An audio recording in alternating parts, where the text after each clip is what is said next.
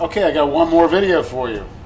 Because I went down to the store again, because my life is spent either at home or going to the store, and I found these great marrow bones, veal marrow. Few things in life I think are as good as veal marrow on toast. For me, uni or sea urchin is very close. I think they're probably right about there, or really good caviar, or a pig cheek that's been braised until it's like velvet. But what we're going to do with these, I'm going to show you how to do them. Don't run away. I'm telling you, I'm going to go and I'm going to find the weird stuff that you look at and you go, what do you do with those things? These cost $1.89 for these 3 big bones. Now, unless you give them to your dogs, they're pretty worthless, except for the marrow inside. And this is heaven in a bone. So there's so many useful things in an animal that we generally take for granted. Being the spoiled culture that we are, we throw away the best parts of an animal. How do we deal with it? Well, I'll show you. What you're going to do, take your paring knife, or a long, thin-bladed knife. You want to run it around, keeping it pressed up against the bone. You just want to kind of work it around, okay? And something else you could do is pop it in the microwave for a minute. It'll loosen up and you should be able to pop it out. Hopefully we can push these out. I think I've loosened them up enough, and you might want to just cut them from both ends too, just to make sure. And we're going to do with this a little version of an almost bruschetta. And oh, look at that. Sometimes it gets a little stuck, gets on your fingers. Don't worry about it. What you want to do is find something that you can push it out with. Pardon the forearm. You like that? How about this? And you just kind of push it out of there. See it going? Oh, there we go. Now we have this nice big chunk of veal marrow. There's actually quite a bit left in there, so I'm going to save that for something else to drive you insane with. Do the same thing with these. We just kind of loosened them up earlier. And you can just kind of push it on out of there. Ah, it won't fit. Huh. Look, I've run into a problem. We're going to skip that one then. We'll come back to it. Try this one. There we go. See that? Look at that. It's pure fat. It's almost like foie gras of a cow. And we'll just kind of stick your little finger in there if you can. And if you pop it into the microwave for about 10 or 15 seconds, you can sometimes push it out a lot easier. But I'm going to show you that it's really worth your time. Now, all right, there we go. Look at those big chunks of marrow. See? Hello. Now, what do we do with it? Well, I'll show you what I'm going to do with it. We're going to make little bruschettas, and we're going to do them with some crushed chili, a little Asiago, and we're going to do a little Tuscan toast, and I'll show you how to do that in a second. Now what we got is a nice firm kind of rustic bread. It's a commercially produced rustic bread, so watch. See? It's got no character, but I can't worry about that, because you can't go to the corner store and find a good bakery. You're not going to find a really hard, dense Tuscan loaf or a casareccia, or a really good peasant bread that's going to have a hard crust and a really airy interior. This is genetically mass-produced bread, and it'll still work for what we want to do, which is a nice, high-fat little snack. So we'll just do 2 pieces. This is a bonus video. We got our pan on, and we've had it preheating for about 3 or 4 minutes on, again, number 8, whatever that is. We're going to salt our veal marrow, okay? Look at that. Heavy salt. It's going to give off a lot of fat. Into our pan. Now, this also has a lot of water in it. You'll see the water come out as it's cooking. I have an electrical cord to the camera in the sink as I ran water all over it. Okay, because I do have a death wish. I don't have a toaster. So what am I going to do with this bread? We're going to put it in here Run some of that fat around, okay? You see all that? That's great stuff. And we're just going to toast our bread right in the pan with that. Ideally, in a perfect world, in my dream, before I move on to the next life, is to have a place, a very small restaurant, 20 tables, maybe.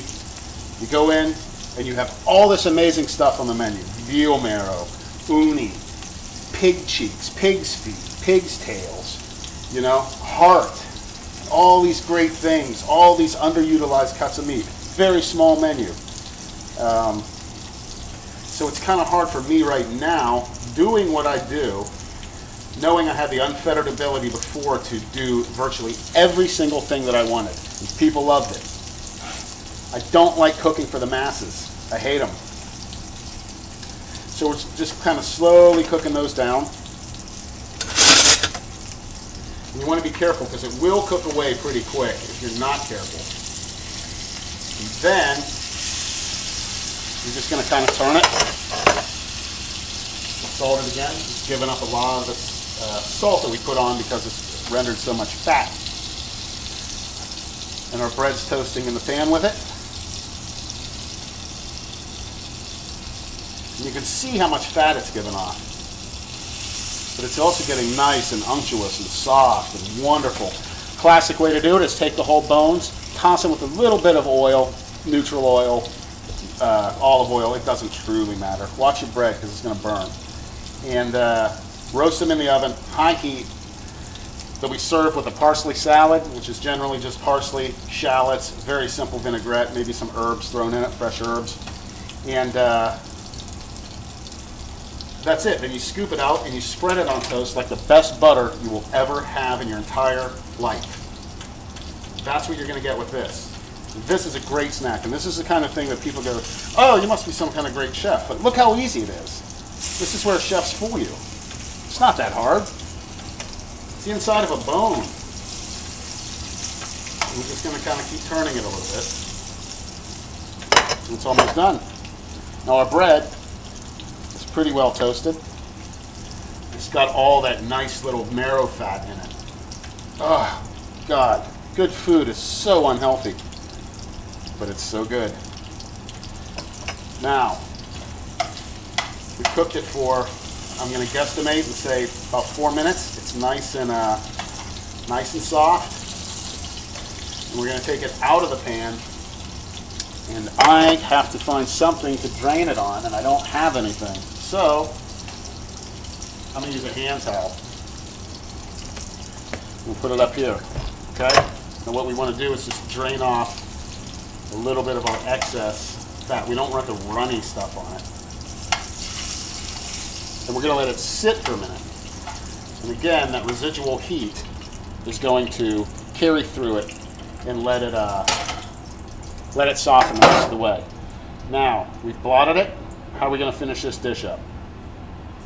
I have no idea. I just saw it, and this is how I like to do these videos. I see something I want to cook. It's all the things you've seen in the store and go, oh God, what do people do with that? It's a plate. Take a plate. Clove of garlic. Just cut it in half. Take our bread. You want to rub it all over the bread. Okay, cut side down. Now if this were a nice coarse country bread, it'd be a lot easier to get that garlic flavor in there. Okay? You're gonna rub it. Like that.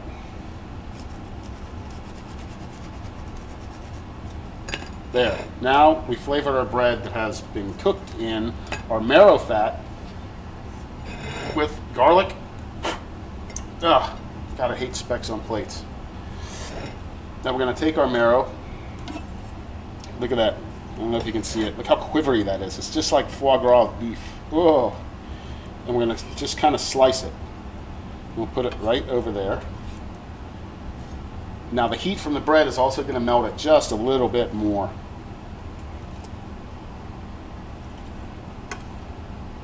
We'll put that on there. last little bit. I think in my last video I said I'm going to live my entire life is to get my truck paid off, but I didn't finish what I was going to say. So I can get out of the United States and get somewhere where actually food like this in life is more important than chasing a dollar. So here we have our bread, toasted in the marrow fat, and our sliced veal marrow over. Seasoned, salt, crushed red chili,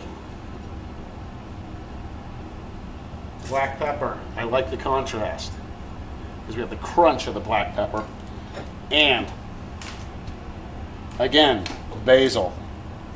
Probably my favorite herb. Didn't always used to be my favorite herb. Right over the top. We'll finish it with a little, another favorite of mine, some olive oil. And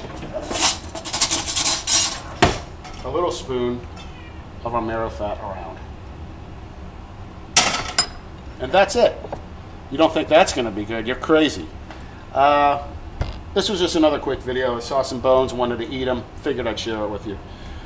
But now that I made it, I'm not going to eat it. I'm going to throw it in the trash. Isn't that sad? All this food I make, the only thing I've eaten are the veal hearts, or the beef hearts.